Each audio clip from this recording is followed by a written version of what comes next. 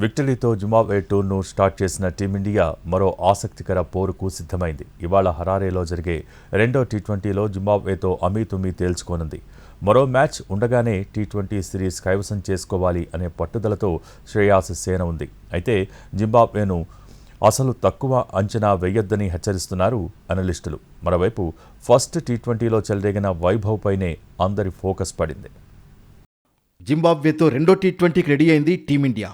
First మ్యాచ్లో చిత్తుగా ఓడించిన శ్రేయస్ సేన రెండో మ్యాచ్లోనూ అదే సీన్ రిపీట్ చేయాలని భావిస్తోంది. ఫస్ట్ టీ20 లాగే ఏకపక్ష విజయంతో మరో మ్యాచ్ మిగిలి ఉండగానే సిరీస్ కైవసం చేసుకోవాలనే పట్టుదలతో ఉంది. ఫస్ట్ మ్యాచ్ కాంబినేషన్ను కంటిన్యూ చేసే అవకాశం ఉంది.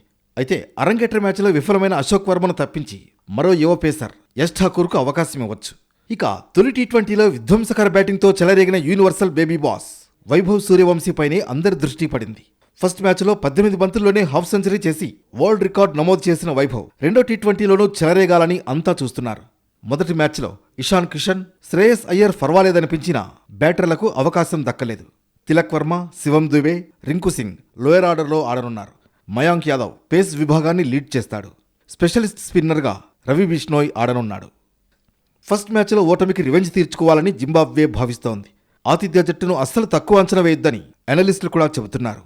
బౌలింగ్లో వైవిధ్యం కోసం పేసర్ న్యూమ్యాన్ నియామ్హురీ స్థానంలో లెఫ్ట్ ఆర్మ్ స్పిన్నర్ వెల్లింగ్టన్ మసకజ్జాను టీంలోకి తీసుకునే ఆలోచనలో జింబాబ్వే ఉంది. హరారే పిచ్పై తేమ కారణంగా ఆరంభంలో ఫాస్ట్ బౌలర్లకు మంచి బౌన్స్, స్వింగ్ లభించే ఛాన్స్ కనిపిస్తోంది.